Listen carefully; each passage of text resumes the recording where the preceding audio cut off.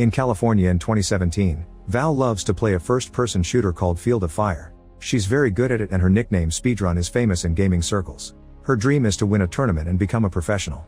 One morning her father Carlos reminds her that he called in a favor to get her a job interview with his brother, pointing out how important this is because she hasn't had a job for months.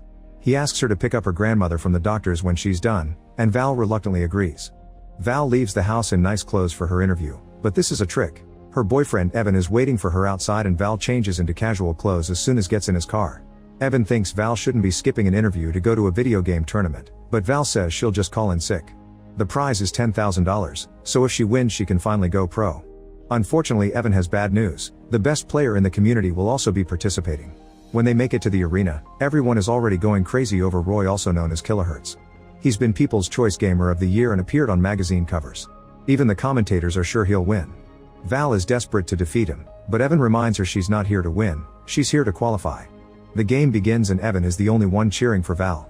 She's the first player to get a kill and get points on the board, but Roy suddenly appears from across the map and starts stealing her kills. Sometimes he stops playing just to high-five his fans and even covers his eyes while playing just to show off. Val doesn't give up and continues to give her best until she and Roy are tied. With only a few seconds left on the clock, Val has an opponent in front of her and has the chance to kill them to win. However, she sees Roy nearby and starts chasing him to get a glory kill. To her shock, Roy's character disappears from the screen and reappears behind hers to kill her, winning the tournament. On her way out Val keeps ranting about Roy, not understanding how he could pull off movements that are faster than human reaction. Evan tries to bring the mood up by pointing out she's made it to finals, but Val thinks it's useless if she can't beat Roy. Speaking of Roy, he approaches Val and mocks her for a few minutes before leaving to take selfies with his fans. While Evan goes to get the car, Val is approached by Kojima, who congratulates her on her playing today but points out she'll lose tomorrow. He claims to be a fairy grandmother and gives her his card, saying that if she wants to win she'll need his help. Kojima also confirms that Val was right about Roy, nobody can humanly be that good. When Val gets home, Carlos asks about the interview and she pretends it was fine, but he talked to his brother and knows she didn't even show up. She didn't pick up her grandmother either, and Carlos almost lost his job because he had to do it himself. He announces Val will have the interview tomorrow, so she tries to tell him about the finals, which are her dream and also could bring good money. However, Carlos says this isn't about money, it's about Val lying to him and only thinking about herself. This makes Val snap, saying that she doesn't want a crappy life or job like his and that she understands why her mother left. Afterward, Val opens a job application on her computer but ends up switching it to a gaming stream.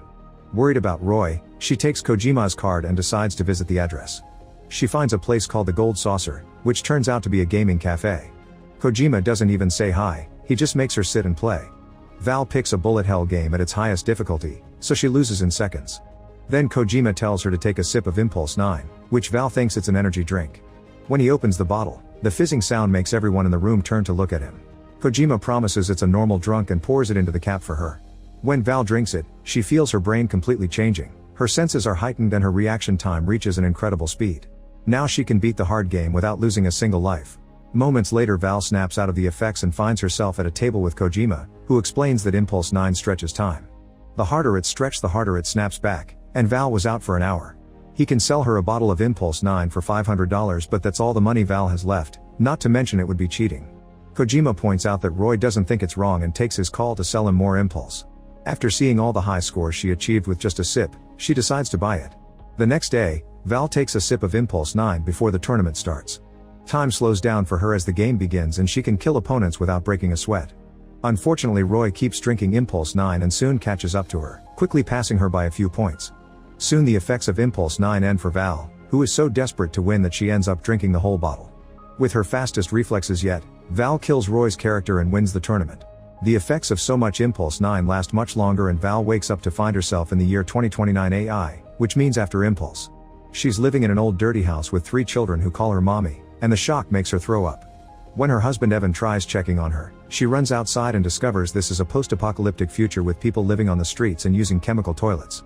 Evan runs after her to give her a gas mask before reminding the kids that it's time to study. While the couple takes the kids to school, Evan reminds Val of their chores. They take turns scavenging the wastelands and being on gate duty. One of the children picks up dried dog poop thinking it's a neat rock and asks Val to save it so she can have it back after class. School turns out to be a teacher with a few tables in the middle of the street. The teacher teaches the kids that if they see a death lizard they must run and hide. Val wants to talk to Evan about this strange situation, but she's interrupted by a neighbor calling her sheriff. The woman explains another neighbor snapped back from Impulse last night and doesn't remember the last 8 years of his life. Deputy Dan drags the man out of his tent and calls him a pulsar, causing Evan to insult the guy. It turns out pulsars are people who drank too much impulse and became useless, which caused the apocalypse. The president was also a pulsar and snapped back with his finger on the nuke button.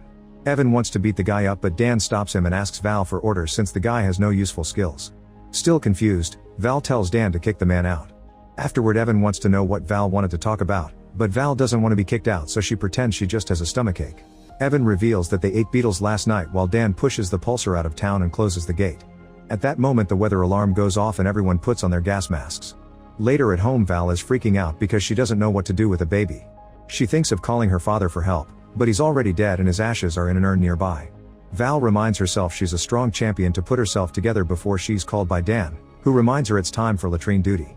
Apparently in this future, Val is a sheriff, a sanitation commissioner, a scavenger, and a mom all at the same time. Val spends the rest of the day cleaning toilets, which leaves her very tired. But when she goes home, she can't rest because she must take care of the kids while Evan is on gate duty. Days pass with the same routine and Val is tired of it. Sometimes she gets gate duty too, which means staring at nothing for hours. There's also doing the laundry, pedaling a bicycle to recharge the generator, and eating terrible food. The kids try connecting with her and even gift her a drawing of her, but she's cold and aloof. One night Val comes home to discover Field of Fire on TV. It turns out that Evan pedals a bicycle to power up the game console for a game night once a month. Instead of sleeping before her next shift, Val shows her kids what an amazing player she is and even teaches them how to play, which allows her to finally bond with them. A few hours later, Val is still playing with the kids because she forgot to take over her gate shift. Evan shows up to inform her nobody was there to open the gate for Dan and he's been killed by a death lizard. Dan's wife yells at Val before Evan reminds her it's still her shift, so now Val has to stand at the gate and deal with her guilt. In the morning, Val tells Evan she can't do this anymore. If they work all day and taking a break punishes them, then she doesn't see the point of living. Evan offers comforting words, saying that she's been the most amazing wife and mother, not to mention responsible, so she shouldn't let one mistake put her down. This isn't enough for Val, so she waits for Evan to leave before packing a few things and writing a goodbye letter. Evan wakes up to find his wife gone and reads the letter to discover she was a pulsar. She apologizes and agrees that pulsars have no place in civilized society, that's why she's left. Meanwhile, Val walks through the wastelands and finds the bodies of other pulsars. After wandering for hours under the scorching sun, she's shocked to find the gold saucer, which isn't as shiny and new as it used to be. However, Kojima is still inside looking exactly the same as 12 years ago and keeps the store running, thanks to solar panels. Val yells at him for ruining her life, so Kojima tells her he can't do refunds but he can do store credit. He pulls out a huge bottle of Impulse 9, saying she can drink the whole bottle and stay in the store playing videos until she dies, which is a better life than she is now.